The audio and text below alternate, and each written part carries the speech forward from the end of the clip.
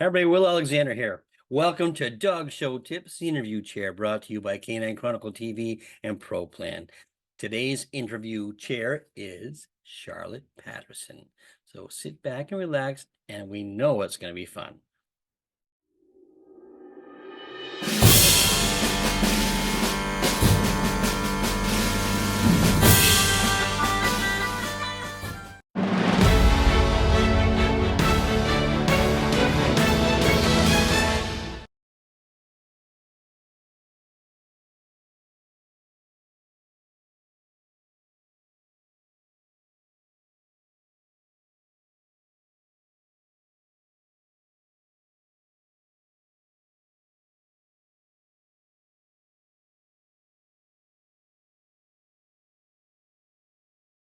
Hi, everybody. Will here with this week's interview chair. We have Charlotte Patterson. How are you, Charlotte? Doing well, thanks for asking. Good. You look good. Are you excited about this weekend? I am excited. It's always great to see all these people and, to honor all these various candidates, and everybody's so worthy. How can you not be excited about it? Now, have you been nominated before? No. No, this is your first. And quite frankly, I was quite surprised when I got the news. It's always nice to be thought of, though. Yeah, you shouldn't be surprised. I just so everybody knows, Charlotte was nominated for Judge of the Year. So let's hope it works. Thank you. But it'll be fun. I'll be there to cheer you on. So good. So we're gonna get ahead. First, how's the weather there in Florida? 82 degrees and sunny. Oh, very nice. It's sunny here too, but it's not 82 degrees. It's been very, very warm. Very warm. Yeah. Oh, well, that's always nice, though. You're in Florida, so I guess you chose to be that warm. So, well, I guess, but it's a little bit early in the season to be this warm. But, you live with what you got, babe. Exactly. All right, let's get started. Tell me, how did you get started in the sport of dogs, and what was your age when you first got started? Well, I was born and raised in Alabama. Everybody had a dog, right? Of course, you got it from the neighbor down the block, but you still had a dog. And then I moved with my husband to England, and of course I had to have a dog, so I bought a toy poodle. And how old were you at this point, Charlotte? Oh, I don't know. I was in my 20s probably. And meanest little thing in the world. Oh my God, it was a mean dog. And so then, the years progressed, and Edward was in the CIA, and so we moved from place to place, and, one dog led to another. I had a German Shepherd. I had another poodle. But when we got back to the States, I went to visit a friend in Fort Clinton, Ohio, and there on her couch was the cutest dog I'd ever seen. And I said, "What's that?" She said, "That's a Chinese pug." And I knew then that was it. So we purchased this little dog for $150. And that's the beginning of having more pugs. What year was that, approximately? Oh, I got my first pug in 1969. Okay. A long time ago. The breed has changed a lot in those years, for the better. So carry on. Where did we go from here? Well, I had this little dog, and then I decided that I probably should do better than that. So we went to some breeders in Maryland and bought a bitch. And it turned out she was well bred. So we went from there and bred a litter and went to a dog show, and somebody told me this. The very first dog show, it was a match I went to at Rock Creek, and Dawn Vick was judging. And I put my precious little girl on the table, and she said, just like everybody told me to do, and she said, "May I see her bite?" And I said, "Oh, she doesn't bite." That was the very first time I was ever in the ring. Needless to say, I didn't win, but she was very kind to me. And then, you get hooked. And of course, you start going to shows, and you start having fun, and you start meeting people, and join the Pug Club of Maryland. And then, it just is one of those things. And then went on to be very, very active in my parent club. I was president for like 12 years of the Pug Club of America. And Edward, of course, judged my late husband. And after we handled dogs for about, 10, 15 years. You're skipping over a lot of things here. Oh, am I? Yes. Handle dogs. How did you start handling dogs? You went from "no, my dog doesn't bite" to being a handler. Well, we just started going to lots of dog shows. And then, somebody would say, oh, I can't go to so-and-so this weekend. Will you take Snookums?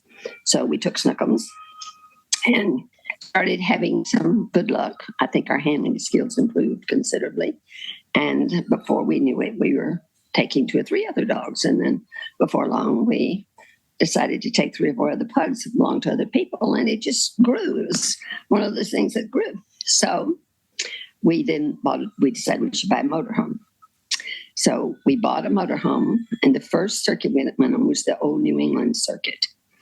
And talk about being hooked. That was probably the biggest thing in my life at the time. We went to all these gorgeous old New England homes, and we had 3 or 4 pugs with us, and we did very well.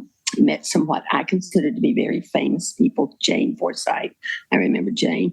And we did that for a number of years, and we became more and more successful and handled a lot of different breeds. One of my favorites was a soft-coated Wheaten Terrier. And it was owned locally. And every weekend when she picked her up and we got home, she always paid us in cash. Now, in those days, you were charging $25 a day to handle a dog. So she would always peel off these 10s and 5s and pay us in cash. So one day I said, that's very strange that she always pays us in cash. And so one of my Kennel Club members said, well, don't you know she's the stripper down at the Green Frog? Of course, I said, Edward, go home. We're laundering this money right now. So, but we handle lots of different breeds, and it was just one of those things that it just sort of grew and grew and grew. And finally, we had like a 36-foot motorhome with 10 or 12 dogs, and went to about 100 shows a year. Oh, wow. And then one day, Edward said, I'm tired of driving a motorhome. I'm tired of loading and unloading crates. Let's judge. And I said, I don't want to do that. I like what I'm doing. Well, he didn't. And obviously he won. And at that time I was handling pugs for Mrs. Isabel Robeson. She was not happy. But anyway, we put in for judging. I was very fortunate. I got the toy group. And we started to judge, and we both judged together until he's dead. And I'm still judging today, 34 years later. Through all this, when you first started with your pug that you first met, not the one that didn't bite the judge, but the next one, did you have a mentor that guided you throughout this? Not really, because in those days, I don't think it was at that level that it is now. People just went to dog shows and showed their dogs. And you would talk to other people and you would look at your dogs, and most of the time you'd think your dog was better anyway. So, and Edward was very, very good. He was a good dog man. He had a good eye. And we sort of muddled through together. We did some horrible mistakes, I'm sure. The first major I ever won was under Robert Reedy. And he was so kind to me. And I thought, oh, I love this man. But there have been a lot of judges over the years that have been very, very kind to me. And that's my aim. One of these days, I want somebody to say I was kind to them. You've always been kind to me. Well, that's what it ought to be about. It's all a learning process. Exactly. People start off not knowing much, and then they have people to help them along the way. And that's exactly what happened to me. Do you remember your first assignment? Oh, yes. Pensacola, Florida. And that day I did poodles. And I had Dennis McCoy in my ring. And I'd had everybody making triangles.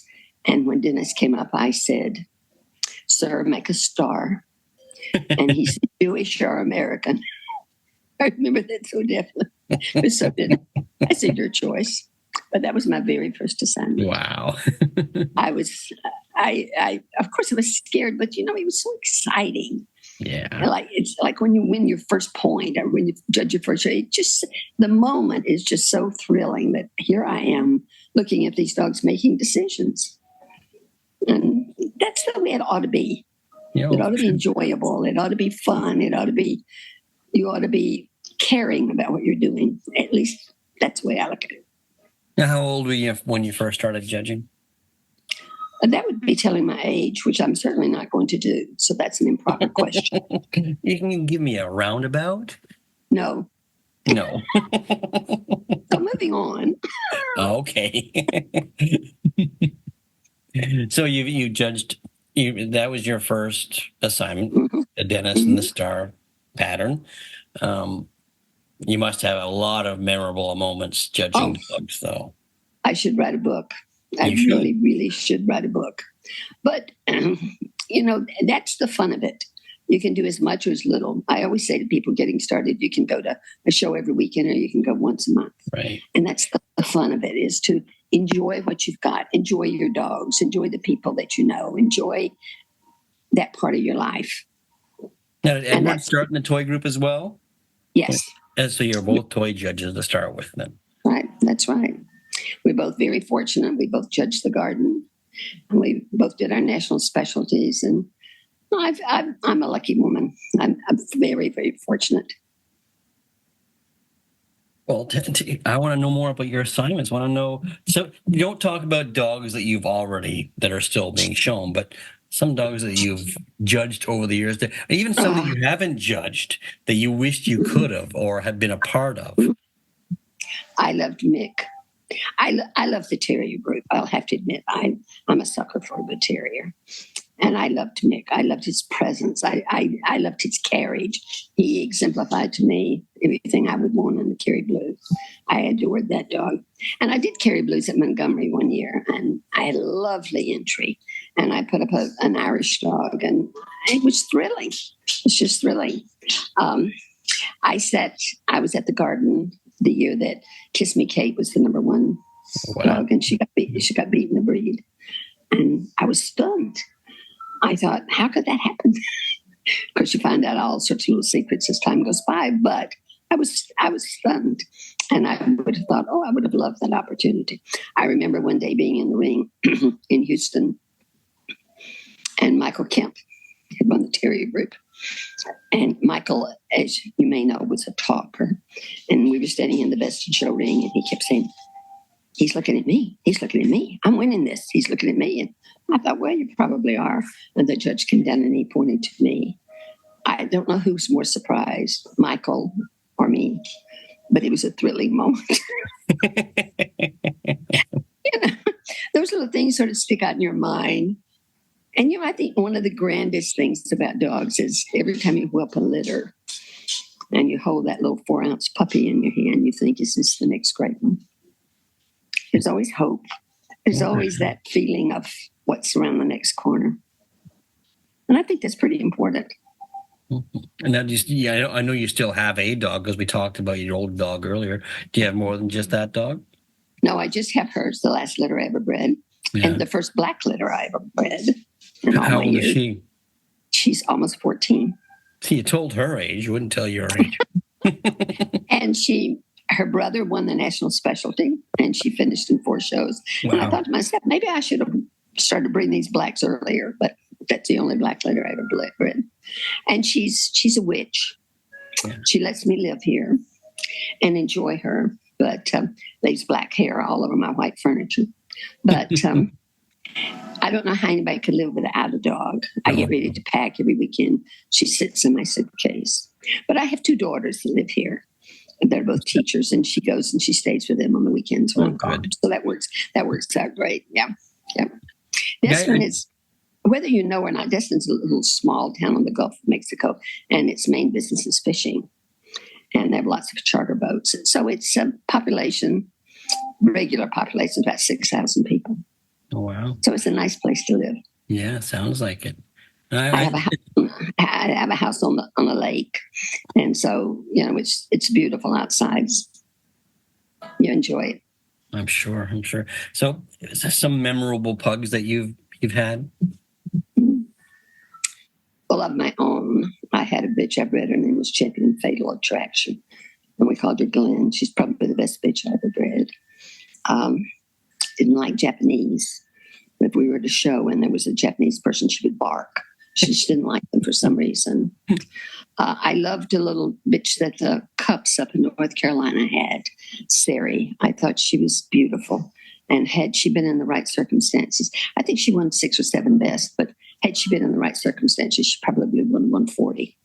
Wow. She was just a stunning, stunning bitch. And in lots of my presentations and when lots of people contact me for information, Sarah is always included in one of their pictures. I have a great movement picture of her. And I always say, this is what they ought to look like. This is what they ought to move like. Just because they're a toy dog doesn't mean that they can't move. Yeah. Particularly if there's food around. Pugs can always move after food. But, it's a breed that's very dear to me. It's been part of my life all these years. But neither of my children have had pugs. My one daughter, Emily, has had Poms. She loved Poms. My other daughter had Shih Tzus. Did they show them?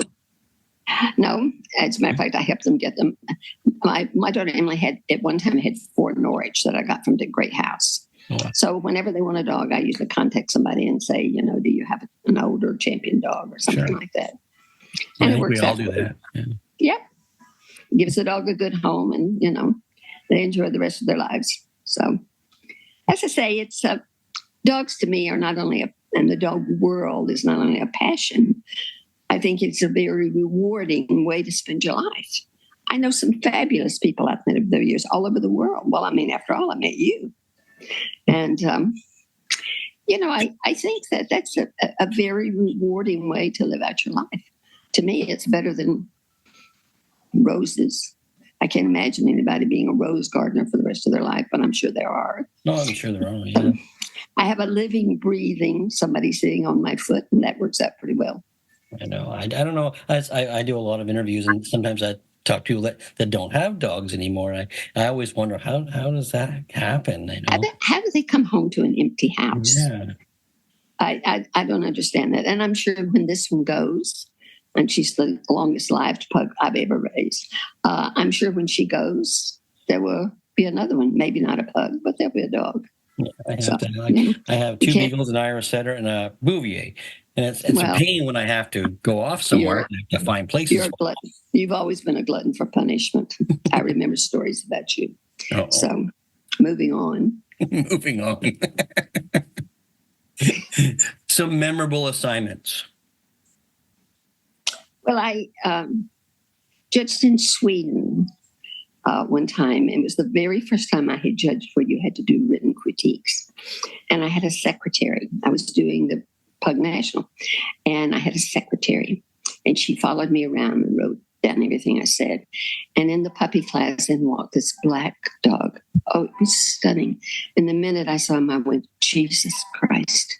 And she wrote down, Jesus Christ. Oh, no. And I said to her, you're not supposed to write down that. She said, they told me to write down everything you said. I was so glad that I hadn't used any profanity. But she wrote down, so I called my friend at the Swedish Kennel Club and I said, please take that out of my critique. But that was a joy to do that. Okay. And I've judged in Australia several times, and that's always great fun. I can remember judging Great Danes there, and when I turned around, class of about 8, they had all held their ears up in the air. I said, I know what a drop ear looks like, so you can let the ears down. But, you just, you have these experiences. I've never judged in the Orient. I've been invited several times, and I went to Tokyo and showed dogs, but I've never judged there. I've judged in Mexico and South America, of course, Canada. Yeah. But I think that, you look at all the places that you've been and the experiences you have and the people you've met, it's really hard to pick out the best. I just think they're all so memorable as a group. And then the people that you meet that sort of stick out in your mind. I can remember one time when I was judging in Sweden and I got through and this lady said, are you tired? And I said, yes, I am. She said, come over here, I'll give you a foot massage.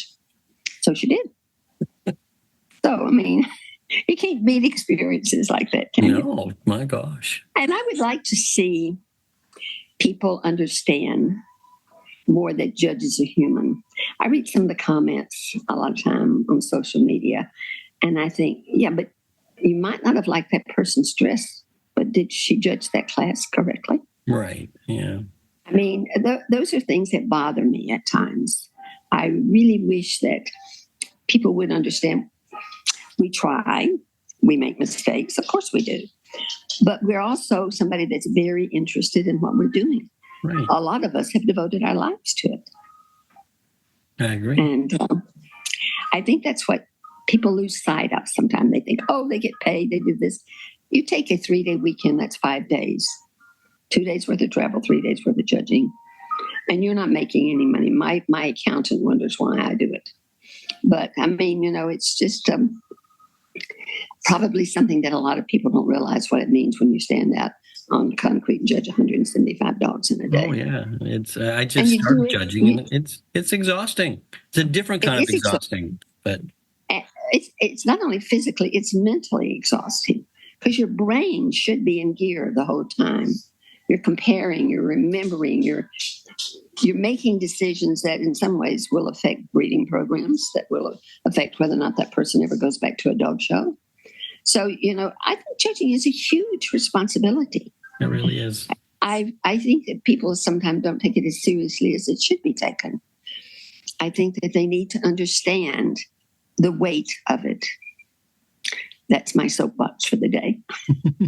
So staying on that topic somewhat then, if someone came to you and said they would like to be a judge, what advice would you give them? Well, I don't know if you remember, there was a judge in North Carolina. Her name was Wilma Hunter. No. And I did ask her one day, and she said, you have to have the skin of a rhinoceros. You have to have the what? The skin of a rhinoceros. Oh. It'd be really tough. And I can remember her saying that to me. And years later, I thought, she's right. Because it's a lot of times you're in a situation where no matter what you do, it's not going to be right. It's not going to be wrong. And at the end of the day, you're only going to make 3 or 4 people really, really happy. So you have to understand that, not only are you going to get praise, you're also going to get criticism. And I think sometimes judges get hung up on the fact of trying not to be criticized and trying to do it right all the time, that they don't enjoy what they're doing. And they should. Yeah, I agree that they look anxious out there. You talk to them afterwards and they just were so nervous about the whole thing. I don't see how that's any fun. So, or they talk about that their feet hurt, or they wish that it didn't like lunch or something like that. I mean, if that's what you feel about it, why do it? Yeah. A lot of work, as you have found out. But, I do think as a whole, and I can only speak for American judges, I think as a whole, most of them really, really try. Do we always succeed? No. Have we made mistakes? Of course. I certainly have made my share. But I think as a whole, we as a group work hard at it. Mm-hmm. I agree. I think the education system down there is very good, and they only want you to succeed. So. Well, now everybody, of course, is all up in the air about this recertification test. I haven't taken it yet. I'm sure I will soon. But I think those things are really good. I talked to Sarah Teagan years and years and years ago. Oh, sorry. And I said to her, there ought to be some way that judges have to be recertified, or they have to be something. And this was probably 30 years ago. And she agreed. And I think now it's happened. We're all going to be recertified. And I think the new course that's come out about child abuse and being able to spot it and help, I think that's a big step by the American Kennel Club to say, okay, fine, we're going to help. We're going to get involved in this. And that's what we should all do, is get involved, not only with social media, but get involved in our sport. I think judges should still show. I don't think they should special dogs, but I think they just need to go in the ring sometime and go reserve when they think they should have won. Well, I still show my dogs, and I think it's really helped me. It's kept things in perspective. It really has. Mm-hmm. I agree 100%. I certainly do. And I noticed that several years ago you interviewed Bob Dawson used to be in the Philippines. He's now in Bangkok. But I mean, he bought a pug from me years and years ago, and we established a relationship, and we still talk back and forth on Facebook. Well, he's a wonderful man. Yeah. Oh, he's great. And he's a wonderful judge. I wish we saw more of him here in the States. Yeah, we used to see him quite a bit in Canada. I haven't seen him for a while now, but I always enjoyed this time. I always enjoyed when you were up here. So, well, you were fun. I remember the show that we did. I think it was the Whitney show. It was over Halloween, and all the handlers dressed up. You were stunning. You were a soldier. I remember that. I told you I remember things about you. But, and that should be part of it too. Not only your intelligence and your respect for but you also ought to be able to enjoy it. Yeah. I do. I know I you do. do. That's part of it. Like it's so much fun to be around you and watch you judge just because you can tell you're enjoying yourself. So And they often know when I'm not too. So I have to say that. Sometime, I was at a show recently in St. Louis, and it was just a horrible class. And two of the handlers were sitting ringside, and that one girl said, "I want to play poker with you. You've got a great poker face." I said, "Oh God, I'm sorry." But sometimes it happens. You get those. I Yeah, remember for one sure. time early on in my career, I did the Best in Show. I had a tiny little show, and I was standing there thinking, I don't like any of them. And then there was a man standing there with overalls on, and he had an American Foxhound. I can't remember his name, but apparently he showed a lot. And I gave him Best in Show. And for years until he died, at every show he would come up and say, "Here's my girlfriend." At every show, he was just the neatest sort of little Oh, fella. So put all those in a memory bank, and it comes up pretty full. that's right. You do, and it's fun to think back on those. I have so many occasions I think back that just make me smile when I'm by myself. Yeah. Yeah, right, right. And don't you think a lot of times that's what keeps you going on? Oh, You remember those good times, and you remember those good people, and and some of the times that weren't so good just sort of fade away. You just keep going on and on and on. exactly. Yeah. So, It's like anyway, anything else. Now, over the years, did you have anybody? I sort of touched on this when you were first started. You have a mentor, but did you have a judging mentor? well, I was very fortunate in that I was a good friend of Connie Barton's, and Connie, of course, had worked as a kennel manager. She'd been an AKC rep, and Connie gave me a lot of good advice about things to say and do and where to study and stuff like that. She was very, very kind to me and to Edward, and we stayed with her often. She was a wonderful cook, and I was very fortunate to start out with somebody like Connie. Oh, for sure. I have a And memory of of course, Connie. I was about and 10. of course, Harry Smith. Oh, Harry, yeah. of course, he said he was a pug man. He never bred a good litter, but I mean, he was a pug. He did. He loved the breed. He would have told you that himself. And Edward was in Kenya, and that's where he met Harry. And we were lifelong friends. So, and I still miss him. Yeah, for sure. But you look back at these people, and a lot of them are not there anymore, and you think what good times you had, and what you learned, and what they added to your life, and that you hope you added something to theirs. Don't you find it amazing how fast things happen, though? Like, I think about something that happened to me, and I think, well, that was just yesterday. It was like 10 years ago. So, Exactly, yeah. exactly. Well, for example, I look at my little black pug dog here, and she's all gray, and I think, how did that happen? Yeah. It couldn't have been that long ago that I had her in the ring, and then I look at her registration, and she'll be 14 in September. You know what shocks me? I'll be at a show and I'll be talking to someone that used to work for me, and I still think of them as kids, and they're like 40 years old. So, Well, that in itself is a frightening experience, I'm sure. oh well. So what I asked you about what advice for a judge? What advice? This is a tough one, especially nowadays. If a youngster came up to you and asked and said to you they wanted to be a professional handler, what advice would you give them? Watch, watch, watch. Watch the people in the ring. Watch how they treat their dogs. Watch how they put their hands. Never, ever, ever stop watching. I think you learn so much just by Oh, observing I do too. people, and I think that's how it all should start. Have something in mind you want to do, and then watch, and never ever compromise. Never in your breeding program, in your judging career, in your hand. Never ever compromise. Always aim for the best. Always. I agree. That's good. That's good advice. All right, I'll ask you one more question then. Then I'll see you in New York. But I'll ask you one more question. If you could give advice to the 20-year-old Charlotte, is there any advice you'd give her now?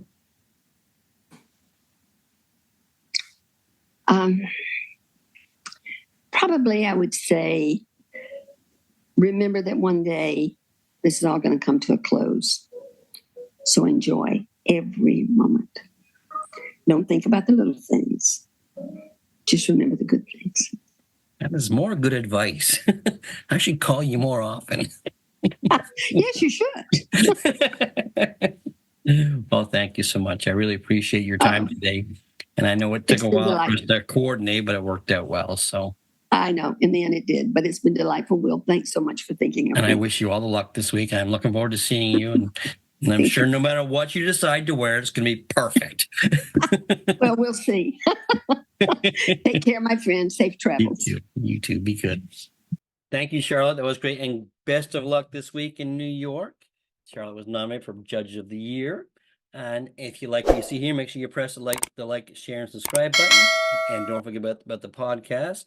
Wayne Kavanaugh, myself, the Dog Show Drive, and we'll see you down the road. Take care, everyone.